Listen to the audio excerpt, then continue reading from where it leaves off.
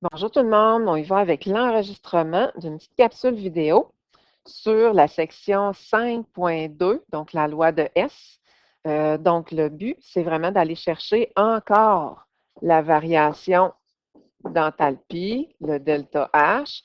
Le but, c'est qu'on veut savoir donc si une réaction va être positive ou négative, donc à la fin avec son nombre de kilojoules, pour être capable de déduire si la réaction va être endo- et ou exothermique. Fait que toutes les réactions chimiques-là, qu'elles dégagent ou absorbent de l'énergie, vont toujours avoir la même variation d'enthalpie, la même énergie, la même quantité d'énergie qui est dégagée ou la même quantité d'énergie qui est absorbée. Par contre, il y a des réactions qui ne vont pas se faire en une étape, donc qui ne vont pas se faire automatiquement, ils vont se faire en plusieurs petites étapes. Fait que si ça se fait en plusieurs petites étapes, bien là, on n'aura pas le choix. Il va falloir aller additionner l'enthalpie de la première réaction, admettons, plus l'enthalpie de la deuxième réaction, plus l'enthalpie de la troisième réaction. Puis là, bien, vous venez voir, là, vous me voyez venir, donc ainsi de suite, pour aller trouver bien, la somme, l'énergie ou l'enthalpie, dans le fond, totale de toute la réaction donc globale. Fait que c'est Germain Henriès, lui, qui a inventé, donc justement, la loi de S, qui est à son nom. Puis il a dit que lorsqu'une réaction est la somme algébrique de deux ou plusieurs réactions, la chaleur de cette réaction est aussi la somme algébrique des chaleurs des réactions qui ont servi à faire cette somme. Fait que dans le fond, lui, il comparait ça à descendre ou monter un escalier. Tu sais, dans le fond, là, moi, là, quand que je monte ou je descends un escalier, je peux y aller touc, touc, touc, touc, marche par marche. Je peux monter, admettons, mon escalier 2 marches par 2 marches. Je peux décider de, oups, sauter en bas, de me glisser donc sur la rampe ou peu importe. Mais c'est clair que le but, c'est de partir en haut de l'escalier au point A, puis de me rendre donc au point B. Fait que je le fasse en plusieurs petites étapes ou en moins de nombre de petites étapes ou en une étape, ben, le résultat va être le même. Fait que c'est la même affaire. Donc, la chaleur d'une réaction est indépendante du chemin que va prendre cette réaction-là. Fait que c'est pourquoi que si je ne suis pas capable, admettons, c'est ce qui est écrit ici, là, de mesurer directement par calorimétrie, donc la chaleur d'une réaction, parce que la réaction est soit trop rapide, soit trop lente, soit trop violente, soit trop explosive, peu importe, ou que expérimentalement, bon, on n'est pas capable d'aller chercher donc nos substances, ben, c'est clair que je vais pouvoir utiliser une méthode plus théorique qui va être la méthode de la loi de S. C'est comme notre dernière méthode, là, dans le fond, qu'on a à voir. On se rappelle hein, qu'on avait vu le bilan énergétique, la calorimétrie. Donc, on a vu aussi qu'on pouvait y aller avec des diagrammes énergétiques, ce qu'on va concrétiser donc dans les prochains cours aussi, là, qu'on va les finaliser. Mais la dernière méthode théorique, c'est la loi de S. Pour se servir de la loi de S, bien, on va faire comme en mathématiques. Dans le fond, là, on va aller additionner algébriquement les équations chimiques ou additionner algébriquement les équations thermiques. Donc, c'est la même chose. Fait qu'on va se servir des mêmes règles à suivre qu'en algèbre, qu'en maths.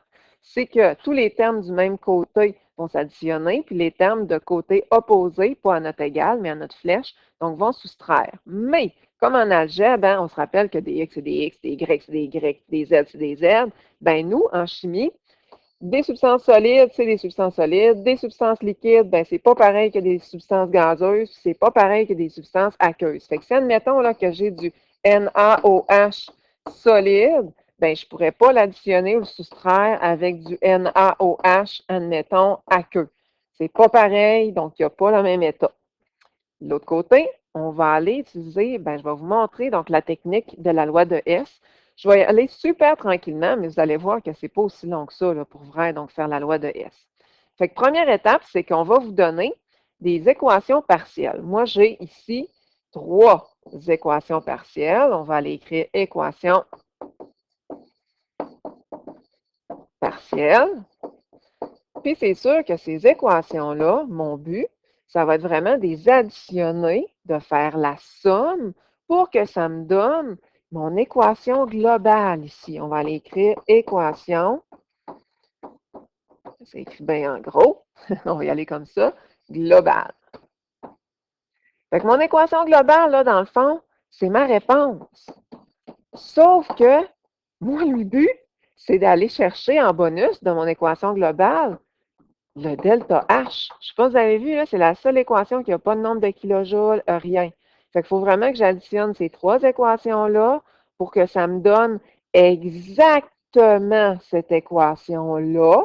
OK? Et en bonus, ben, je vais avoir le delta H pour savoir si ma réaction, ben, va-tu être exo ou elle va être endo dans le fond, donc thermique. Fait que c'est ça qu'on veut voir. On se rappelle que exothermique, c'est négatif. Endothermique, ben, c'est positif. En passant, là, des équations partielles comme ça, là, c'est pas vous qui allez aller les chercher. On va toujours, toujours vous les donner. Puis dans votre cahier d'activité, si vous ne les avez pas, allez les chercher donc dans le corrigé. Donc, sinon, là, c'est pas comme pas au programme, donc cette année, là, d'aller vous chercher les équations dans les annexes. Non, non, non. Puis ça se peut hein, que des fois, on vous en donne trois, des fois, on vous en donne quatre, des fois, on vous en donne deux, mais vous prenez les équations qu'on va vous donner là, vous arrangez que quand on les additionne, ces équations-là, bien, que ça me donne mon équation globale et en bonus, mon delta H. Fait que je montre la marche à suivre. Vous allez voir que la première fois, vous avez fait que c'est ça. Et plus on va en faire, plus ça va être facile. Fait que premièrement, on commence avec l'équation globale, puis on se trouve dans les équations partielles, une équation partielle qui fait référence au C2H6, donc à l'éthane, dans le fond. Fait que le C2H6, j'en ai ici. Sauf que là, mon équation partielle, là, ça ne marchera pas parce que moi, à la fin, hein, je vais avoir deux molécules de C2H6 d'éthane. Puis là, moi, j'en ai une. J'en voudrais deux. Fait qu'est-ce que je vais être obligé de faire avec cette équation-là? C'est que tout le monde, tous les réactifs, tous les produits, donc même le nombre de kilojoules, je vais faire fois 2. C'est comme quand je double une recette de galettes, ben même affaire, là, en chimie, là, je garde mes proportions, je double tout le monde. En plus, Caroline, que ça va mal, mon C2H6, lui, il est du côté des produits. Je vais y aller plus mince, hein? Des produits. Puis ici, ben, il est du côté des réactifs. Hey, ça ne marche pas, là. Donc, moi, je le veux à la fin, mon C2H6, de ce côté-là. Fait que je vais inverser mon équation 1. Puis en plus, je vais faire x2 à tout le monde. Fait que dans le fond, là, regardez bien, je vais aller voir qu'est-ce qu'ils ont fait ici. Regardez, ça c'est vrai, ils ont fait x2. Puis en plus, ils ont inversé les réactifs et les produits, ils ont comme changé de place. Regardez tout le monde, x2, x2. On a fait un gros x2. Ici, on avait un 3, ici, on avait un 2, puis on a inversé les réactifs et les produits. Je continue. Il va falloir que je me trouve maintenant une équation qui fait référence au CO2. Oh, je l'ai ici, dioxyde de carbone. Motadine. Ici, j'ai une molécule de CO2, puis moi, à la fin, j'en veux 4. Il va falloir que je fasse x4. Mais si je fais x4, là, je fais x4, x4, x4, x4 à tout le monde. Fait qu'ici, ben, j'en ai un, ça va me donner 4C solide, 4 carbone solide, 4 O2 gazeux, 4 CO2 gazeux. Ben, je chiffre aussi, je vais faire x4. Je n'ai pas besoin d'inverser. Pourquoi? Parce que regardez, le CO2 est du côté des produits, puis moi, à la fin, je le veux du côté des produits dans mon équation réponse. Fait que si on peut aller voir, là, si on a fait x4, regardez bien, tout le monde x4, oui. Fait qu'on a fait x4, x4, x4, x4 à tout le monde, c'est bien correct. Je m'en reviens de l'autre côté. Là, on va aller chercher une équation avec le H2O gazeux. Ah, j'en ai une ici. H2O gazeux. Bien là, ça va bien. C'est du côté des produits, puis moi, je le veux du côté des produits, fait que je n'aurai pas besoin d'inverser, sauf que, oh, là, j'ai une molécule gazeuse et moi, j'en veux 6. Fait qu'il va falloir que je fasse x6, x6, x6, x6, donc à tout le monde. Fait que H1, 1 x 6 qui va me donner 6. Une demi, donc x6, ben, ça me donne 6 demi. 6 divisé par 2, donc ça me donne 3. Ici aussi, ben, je vais faire x6. Puis mon chiffre aussi, là, je vais faire x6, mais je n'ai pas besoin d'inverser. On va aller voir si c'est ça qu'ils ont fait. Oui, donc x6. Fait qu'on est correct, puis on n'a pas inversé. Donc ici, on pourrait l'écrire, là, pas d'inversion, rien. Je ne sais pas si vous avez vu, mais j'ai vraiment pris soin d'aller, en copiant mes équations, aligner ici les flèches pour que je vois vraiment la différence entre les réactifs et les produits. Là, ce qui me reste à faire, là, c'est de faire un petit peu de maths. Un peu finalement, donc, d'algèbre, mais sous forme donc thermique. Regardez bien, moi, qu'est-ce que j'ai le droit en algèbre, puis dans mes équations thermiques, c'est d'annuler les termes semblables d'un côté à l'autre. Regardez, 4 carbones solides s'annulent avec 4 carbones solides. C'est comme si que je faisais 4 carbones solides, puis j'envoyais de l'autre bord, là, moins 4 carbones solides, il m'en reste plus. Il m'en reste 0. J'ai-tu d'autres choses de pareil? Oui.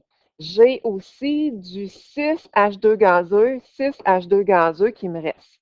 Là, vous allez dire, ah, on a d'autres choses aussi, donc de pareil. On a l'oxygène ici, puis le O2, donc ici aussi. Ouais, mais il est du même côté. Fait que quand il est du même côté, je ne peux pas le soustraire, je vais l'additionner. Fait que 4 plus 3O2, c'est comme 4x plus 3x qui va me donner donc 7x ou 7O2 gazeux. Et là, si je n'ai plus rien de pareil, tout ce que je fais avec ce qui reste, je le descends. Le 2C2H6 gazeux est du côté des réactifs, je le laisse du côté des réactifs. Ça ici, le 4CO2, le 6H2O, je les laisse donc du côté des produits. Et là, vous allez dire, mais qu'est-ce que tu vas faire avec le nombre de kilojoules? Ben, les kilojoules, là, c'est pareil, c'est des termes pareils, ça. Qu'est-ce qui est du même côté? Je l'additionne. 1576 plus 1452. Lui, je vais l'envoyer de l'autre côté en faisant moins 170 kilojoules et ça va me donner ça ici. Fait que ça, là, mon 2858, là, qu'est-ce que j'ai fait pour obtenir ça? J'ai fait 1576 kilojoules plus 1452 kilojoules moins mon 170 kilojoules. Là, il y en a qui vont me dire, ben là, comment ça fait que tu ne l'as pas envoyé de l'autre bord? Comment ça fait que ça, tu ne l'as pas envoyé de l'autre côté, puis ça de l'autre côté? Bien, ça leur donnait un négatif. Impossible, hein? Comme dans une recette, là, je ne peux pas faire Ah, je vais rajouter 2 tasses de lait avec moins 3 tasses de farine. Tu sais, c'est comme impossible. Il me faut tout le temps des positifs, moi, des additions, donc dans mon équation. Puis, tout dépendant de quel côté que je vais aligner mes kilojoules pour avoir des positifs, bien, ça va me dire si ma réaction est endo ou exothermique. Comme là, ici, c'est du côté des produits, fait que c'est exo. Fait qu'on va aller écrire côté des produits. Fait que c'est exothermique. Si ça me tente, admettons, de sortir mon équation, ben je peux la sortir comme ça. Puis, tu sais, mon équation, hein, je peux l'inverser, je peux l'écrire sous cette forme-là, donc inversée. Mais ma réponse, là, c'est ça ici. Puis, si, admettons que je voudrais l'avoir pour une mole, pas pour deux, là, de C2H6, ben, je ferais juste diviser, admettons, par 2 pour l'avoir pour une mole. Fait que là, je pourrais l'écrire là, de diverses manières. On va essayer de pratiquer avec un exemple qui ressemble pas mal. Donc, à l'exemple tantôt, vous allez voir, là, plus que je vais aller, plus que je vais écrire, moins je vais écrire d'affaires, plus ça va être facile. Même ça, là, je ne l'aurais pas écrit, là, c'est comme pour rien. Là. On ne réécrira pas l'équation pour réécrire l'équation 50 000 fois. Là. Ça ne sert pas donc à grand-chose. OK. Fait qu'on a notre équation globale. Le but, c'est que je vais avoir en bonus mon delta H. On m'a donné 3 équations partielles. Fait qu'il faut que je me débrouille avec ces 3 équations partielles-là en les additionnant, que ça me donne cette équation-là et mon delta H. Avant de commencer, je viens de me rendre compte que j'ai oublié quelque chose. Il y en a qui vont dire, ben là, tantôt, là, tu as trouvé une équation pour le C2H6, une équation pour lui, une équation pour lui. Puis le dioxygène, là, il n'y avait pas une quatrième équation pour lui? Non, parce que regardez, le dioxygène, là, il y en a à 2 places. Fait que s'il y en a à 2 places, je ne peux pas choisir l'équation avec laquelle je vais travailler. De toute façon, ça va être bien arrangé là, quand que je vais additionner mes 2 équations qui possèdent du dioxygène, ben ça va automatiquement arriver à 7. Là. Si on ne peut pas donner des équations en bas de même, là, puis ça donne l'équation globale, là, tout est réfléchi. OK, fait qu'on y va avec ça. Ici, on se trouve une équation. On peut se prendre des couleurs différentes. Là. On se trouve une équation pour qui a, donc à l'intérieur, le C2H6. Ah, ici, regardez bien. Ici, j'ai une molécule. Ah, là, ça va bien. À la fin, je veux une molécule, sauf que, ah, Caroline, lui est du côté des produits et ici, moi, à la fin, je veux du côté des réactifs. Fait qu'est-ce qu'on va faire? C'est qu'on va inverser l'équation. Fait que si je veux inverser donc l'équation, ben c'est ça que je vais faire. Là, on a comme recopier pour copier pour copier. Là. On s'en fout aussi. Donc, inverser, tiens, je vais l'écrire ici, puis ça va être final bâton. Là. Regardez bien. Bien, on l'a inversé, regardez bien. Tout ce qui est à la place des réactifs s'en va à la place des produits. Tout ce qui est à la place des produits s'en va à la place des réactifs. Fait que c'est correct. Je l'ai inversé. Je vais aller me chercher une équation avec le dioxygène. Là, vous allez dire, ah, ben là, je ne peux pas, parce que le dioxygène, j'en ai ici et j'en ai là. En passant, c'est une erreur, hein, il y a un petit 2 ici. Fait que ça veut dire, là, un petit 2, à toute fois, là, qu'on ne voit pas d'oxygène avec un petit 2, là, on met un petit 2, là. Donc, c'est sûr, il faut le voir comme faux, là, avec un petit 2. Fait que dans ce temps-là, ça veut dire que si j'allais à deux places, je ne me soucierais pas de mon dioxygène. Fait que je vais y aller avec un autre molécule. Je vais y aller avec le CO2. Une équation avec le CO2. Ah, j'en ai un. J'en ai une ici. Donc, CO2 est là. J'ai une molécule. Merde, moi, à la fin, j'en veux deux. Fait que ce que je vais faire, c'est que je vais faire fois 2. Par contre, je n'ai pas besoin d'inverser mes équations, parce qu'ici, on est du côté des produits, puis ici, on est du côté des produits. Fait que tout ce que je vais faire, c'est que tout le monde, je vais faire fois 2. Fait que 1 fois 2, ça donne 2. 1 fois 2, ça donne 2. 1 fois 2, ça donne 2. Puis mon chiffre aussi, là, je vais faire fois 2. On va aller regarder s'ils l'ont fait comme faux. Oui, tout le monde a été en fois 2. Même les réactifs, même les produits. Ensuite, je me prends une autre couleur. On va y aller, tiens, dans le bleu, avec une équation pour le H2O. H2O, ici, comme ça, ici. Fait que moi, j'ai une molécule de H2O. Caroline, j'en veux 3. Fait qu'il va falloir que je fasse fois 3 à mon équation. Je suis chanceuse, par contre. Ici, mon H2O est du côté des produits. Et moi, à la fin, dans mon équation réponse globale, comme on pourrait dire, ben, je le veux aussi du côté des produits. Fait que tout ce que j'ai à faire, c'est que je vais faire fois 3, fois 3, fois 3, fois 3 à tout le monde, fois 3 à tous mes coefficients. Fait qu'une demi fois 3 qui va donner 3 demi, 1 fois 3 qui va donner 3. Fait qu'on voit, là, on a fait fois 3, même ici, là. Fait qu'on a fait fois 3 à tout le monde. J'ai essayé d'aligner mes petites flèches pour que mes réactifs soient d'un côté et mes produits soient tout alignés, donc de l'autre côté. Et là, qu'est-ce qu'il me reste à faire pour additionner mes genres d'équations algébriques? C'est que je vais faire un peu de maths. Donc, je vais aller annuler qu'est-ce qu'il y a de pareil d'un côté puis de l'autre. 2 carbones solides avec 2 carbones solides, ça s'annule. 3 H2 gazeux s'annule avec 3 H2 gazeux. Puis là, il y en a qui vont dire, ah, j'ai du dioxygène. On va aller corriger le petit 2 ici, comme ça ici. J'ai du dioxygène, puis j'ai du dioxygène là. Ben, c'est correct, je vais aller l'additionner. Donc, 2 plus 3 demi, au pire, prenez votre calculatrice, là, ça va donner 7 demi. On ne met pas 3,5 au 2, là. Nous autres, on met des fractions là, en chimie là, dans nos équations, ça c'est sûr. Donc, je l'additionne. Pourquoi je les additionne toutes les deux? Parce qu'elles sont du même côté. Puis pourquoi les autres que j'ai mis des X dessus, je pouvais aller les annuler, puisqu'il y en avait toujours un du côté des réactifs puis un du côté des produits.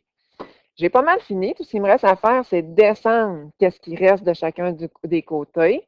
Fait qu'avant la flèche, il me reste du C2H6 et je copie tout là. C2H6 gazeux. Ici, il me reste ça. Ici, il me reste ça. Puis là, je vais m'occuper des kilojoules. Kilojoules sont du même côté. Je les additionne.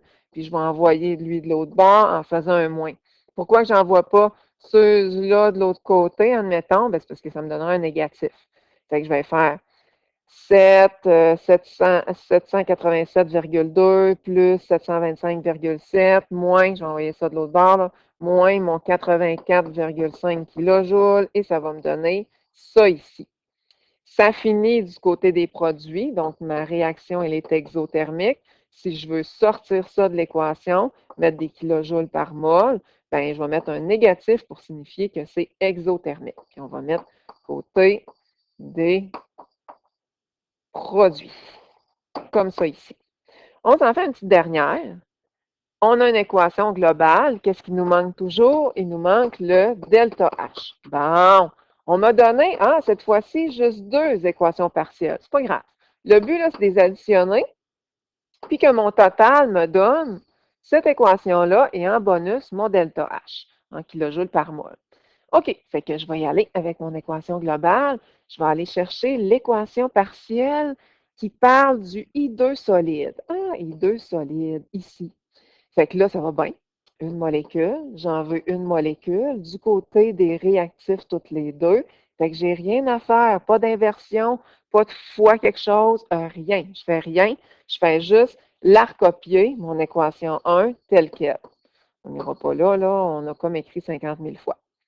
Après ça, on prend une autre couleur, I2 gazeux. On voit que les petits indices, là, c'est important. Ah, ben ça va bien. Une molécule, je veux une molécule, mais Colin, à la fin, je veux mon I2 gazeux du côté des produits, puis là, je suis du côté des réactifs. Fait qu'il va falloir que j'inverse mon équation. Fait que, tu sais, inverser mon équation, là, ça veut dire que les produits ici vont s'en venir du côté des réactifs, les réactifs vont s'en venir du côté des produits. Ben, c'est ça, mon équation 2. Je l'ai inversée. Inversée. Puis, ben, la première, on se rappelle, hein, j'avais rien fait. J'essaye le plus que je peux d'aligner mes flèches. Comme ça, je vais pouvoir différencier donc les réactifs et les produits. Là, il me reste juste à faire un petit peu de l'algèbre. Je vais aller annuler ce qui est pareil d'un côté puis de l'autre. Fait que du H2 gazeux avec du H2 gazeux, c'est pareil, ça? Si admettons que j'avais eu H2 solide, je sais que c'est impossible, mais je n'aurais pas pu l'annuler avec le H2 gazeux. Il faut que ça soit pareil. 2HI gazeux annulé avec du 2HI gazeux. Là, ben, qu'est-ce qui reste et qui n'est pas pareil? Je le descends. Comme là, on voit, là, I2 solide, c'est pas la même chose avec du I2 gazeux, là, vraiment pas. Fait que toutes les deux, je vais les descendre. Je vais les garder du même côté de la flèche qu'ils étaient. Fait que le I2 solide était du côté des réactifs, je le laisse du côté réactif, puis ainsi de suite aussi avec le I2 gazeux.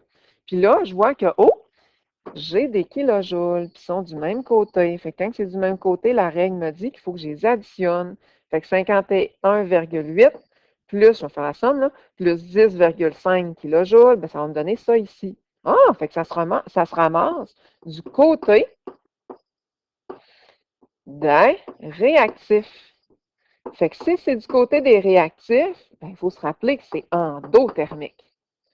Et lorsque c'est endothermique, le signe que je dois mettre pour prouver que c'est endothermique, pour se rappeler que c'est endothermique, ben c'est un plus. Et là, regardez bien, là, depuis tantôt, là, je peux tout le temps vérifier ma réponse. Là. Est-ce que mon équation est pareille avec celle du début? Oui, regardez bien. I2 solide, I2 solide.